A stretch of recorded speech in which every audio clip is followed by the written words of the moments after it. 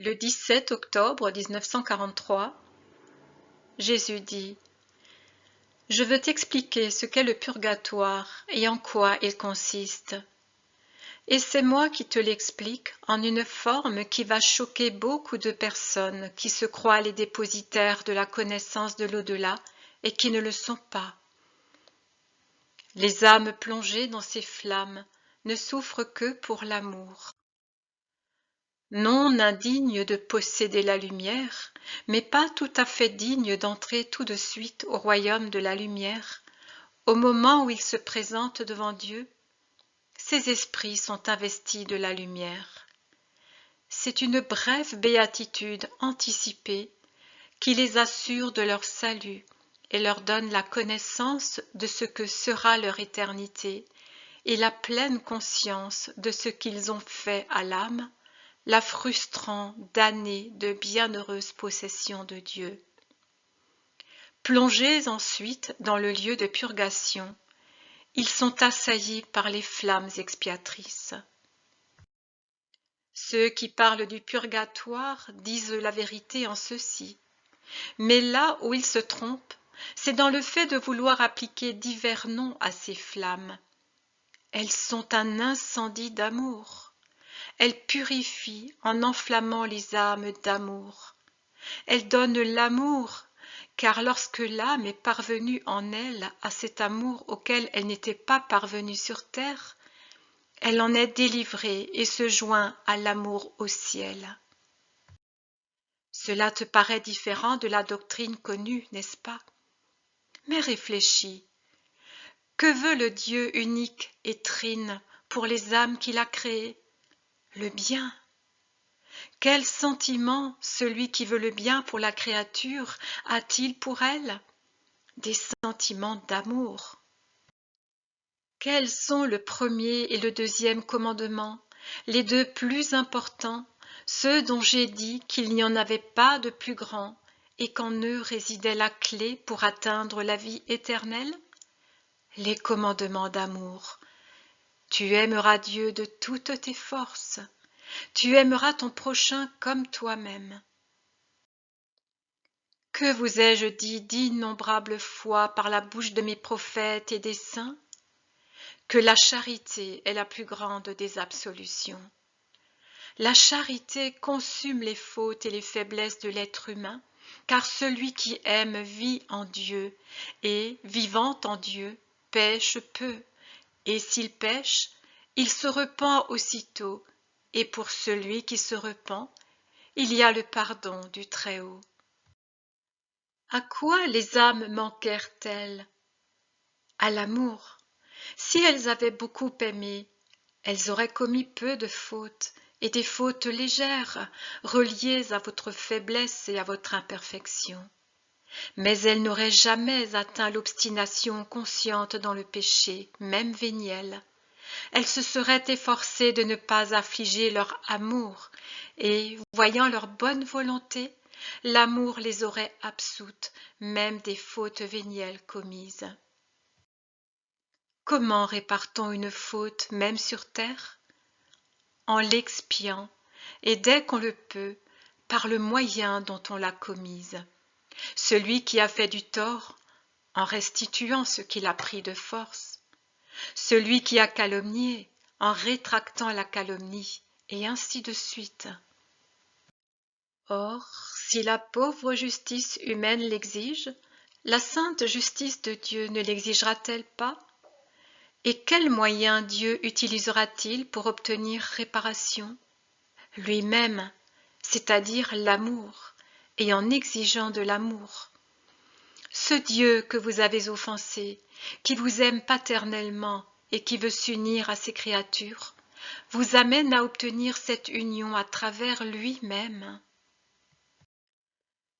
Tout se fonde sur l'amour, Maria, excepté pour les vrais morts, les damnés.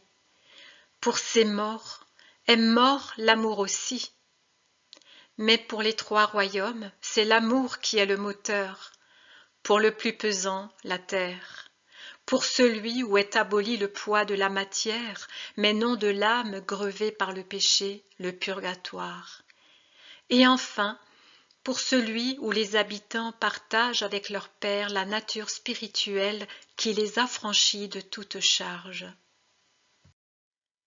C'est en aimant sur terre que vous travaillez pour le ciel. C'est en aimant au purgatoire que vous allez conquérir le ciel que vous n'avez pas su mériter. C'est en aimant au paradis que vous jouissez du ciel. Lorsqu'une âme est au purgatoire, elle ne fait qu'aimer, réfléchir, se repentir à la lumière de l'amour qui pour elle a allumé ses flammes, lesquelles sont déjà Dieu, mais qui lui cachent Dieu pour la punir. Voilà le tourment.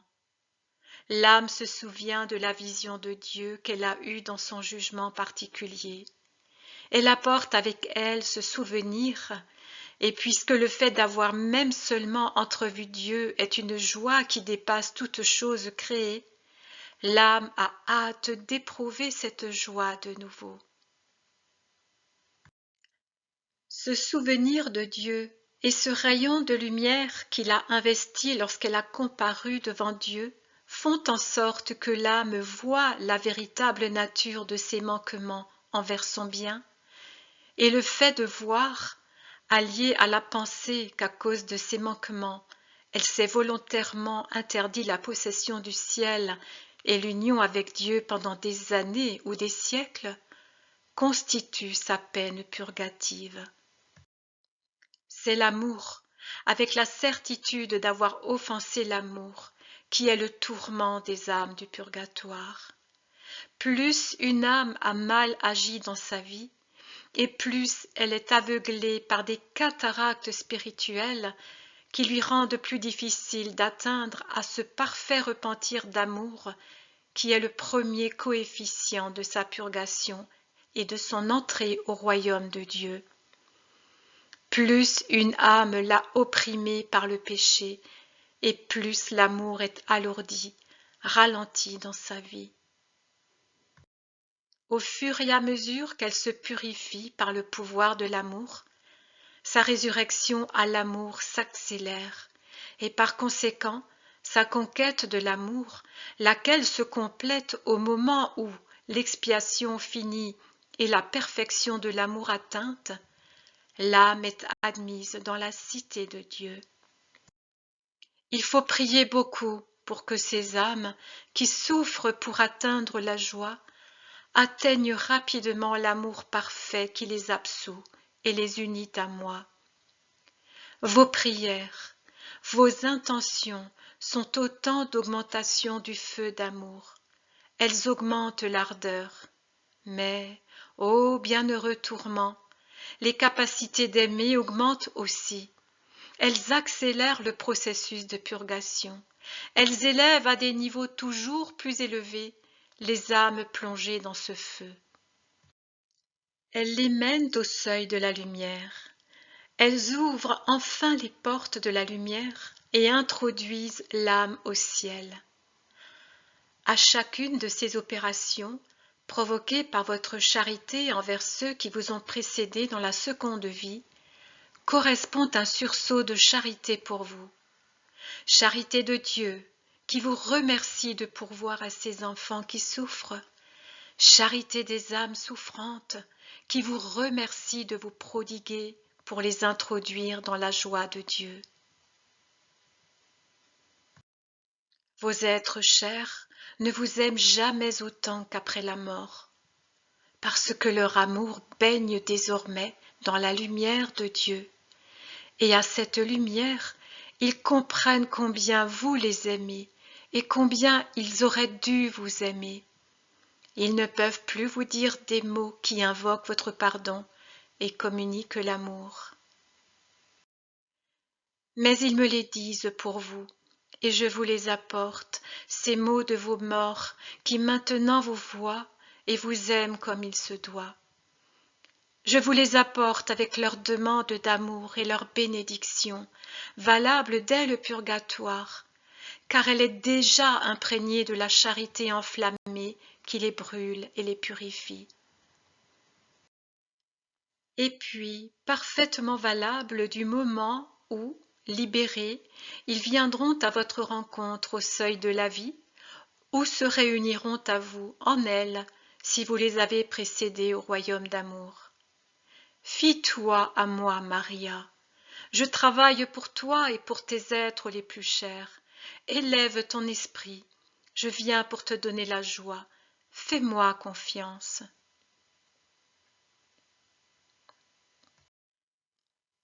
Le 29 mai 1948, le 12 août dit: La prédestination à la gloire n'est pas un don gratuitement accordé à tous les hommes. Elle est une conquête, outre qu'un don, à laquelle parviennent ceux qui savent persévérer dans la justice. Une conquête obtenue par le bon usage des dons et des secours envoyés par Dieu, et par la bonne volonté qui ne laisse rien tomber de ce que Dieu donne ou propose, mais qui fait trésor de tout pour parvenir à la vision intuitive de Dieu et à sa possession jubilante. Certains parmi vous objectent: mais alors, la gloire est-elle seulement pour ceux qui, au moment de leur mort, sont des saints, et les autres? Le purgatoire est une prison moins douloureuse, peut-être, mais il demeure un lieu de contrainte, et il maintient les âmes séparées de Dieu. Les esprits en voie de purification ne sont-ils pas aussi destinés au ciel? Ils le sont. Le jour viendra, ce sera l'heure du jugement dernier, où le purgatoire sera aboli et ses occupants passeront au royaume de Dieu.